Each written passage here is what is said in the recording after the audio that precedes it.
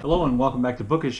This is my week 2 of Victober wrap-up, so I'm going to give you some ideas of what I did in terms of Victober this week. So first of all, I've been audiobooking Charles Dickens' Bleak House, and I think in my first video I expressed that I really wasn't enjoying it. I was having a hard time with the level of detail, and then, on my listening this week, and I think I've listened to about 5 hours this week of the novel. In listening to it this week, I've gotten to parts of it that I really like a lot more. There's a certain kind of a mystery to it. It's a mystery that you, as the reader, know the solution to, I think.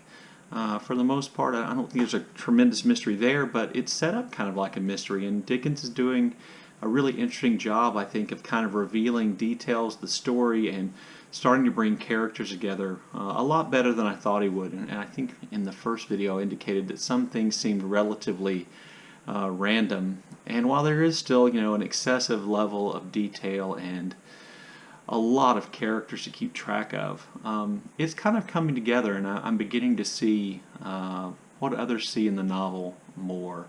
In addition to that, I just love Grandma and Grandpa Smallweed.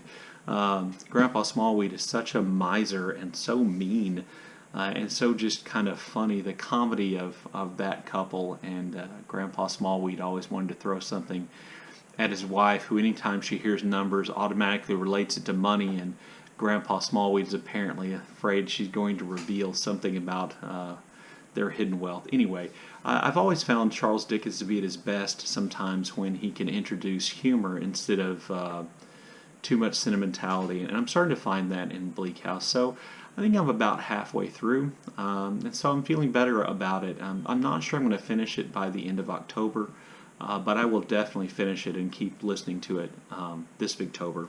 Additionally, I had said I was going to read poetry by Thomas Hardy, that I was going to try to get over my Thomas Hardy prejudices by diving into some of his poetry. So I looked for examples of Hardy's poetry in my edition of the Oxford Anthology of English Poetry, and I found quite a few poems. I think there might be, 10 or 12 Thomas Hardy poems in here, and I read all of them. And I have to say that my opinion of Thomas Hardy as a writer was not improved by reading his poems. There's something to me a little stilted about his poetry and the imagery, and his rhymes and rhyme schemes seem a little, I don't know what the word for it is, but his rhyme scheme just, in a sense of rhyme, don't really impress me. And to me, they just seem a little forced and not particularly good. There was one line in one poem that I liked. This was the line in the poem called After a Journey. And it's the very last line of the poem, and he's essentially talking about his relationship, I think, with his wife, who his wife died, and a lot of his poetry after that has to do with the relationship he and his wife had, which wasn't a particularly good one. But I like this line, and the last line of the poem After a Journey is, "Our days were a joy and our paths through flowers."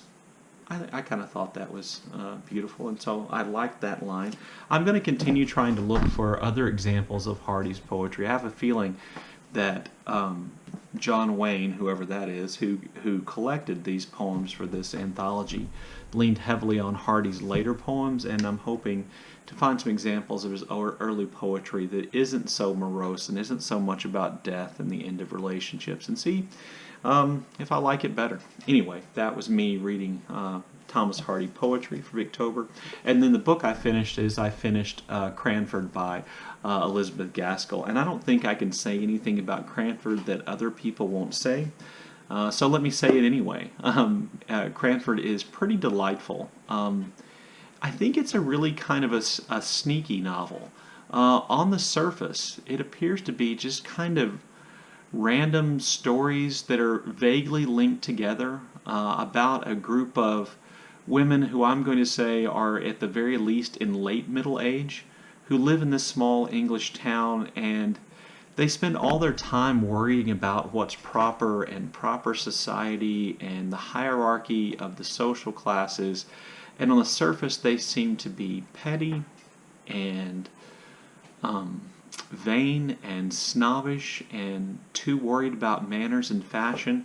And so you think, oh, this is going to be a story about some older busybodies and the kind of funny things they get up to in this little small town. But what sneaks up on you is that while that's what they appear to be on the surface, they're actually much deeper characters than that.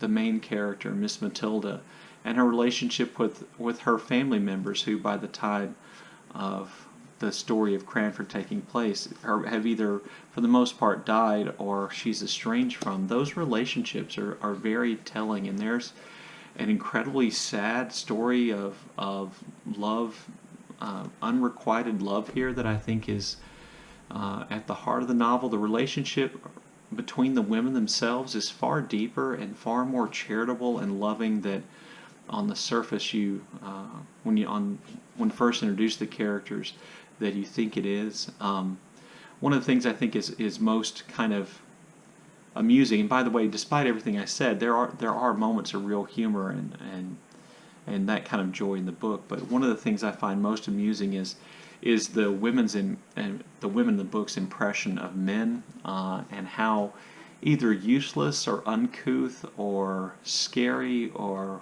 wrong-headed men are in general. And I found that to be fairly interesting and amusing. So I really liked Cranford. I liked it in a way I didn't think I was going to. I thought, oh, it will just be this charming story about these women in a small town where nothing really happens. But the reality is that a lot of the outside world intrudes on the world of the women of Cranford, and how they react to it indicates not only how unsettling the time in the Victorian era probably was for lots of people in terms of changing ideas about work and social class and proper behavior and proper entertainment.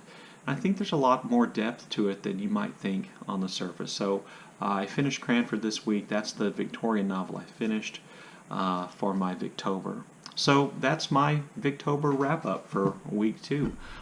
Week 3, I've already started reading Treasure Island by Robert Louis Stevenson. I felt kind of the need for some Y chromosome literature, and I thought, pirates, that's pretty good Y chromosome stuff, so I'm going to read Treasure Island. I think I've read about the first 20 pages, and I really kind of enjoying it and looking forward to finishing that. And then when I finish that, I think in the last week of Victober, I'm going to take on George Eliot and Silas Marner, which I am intentionally putting off. And also somewhere in here, I'm going to pick up a copy of A Christmas Carol, which is going to be the book I read to compare to movie adaptations. If you saw my Victober TBR or my Victober preview, you know that I love the various movie versions of A Christmas Carol. So I'm going to do that. And I guess if Dickens and Stevenson crowd out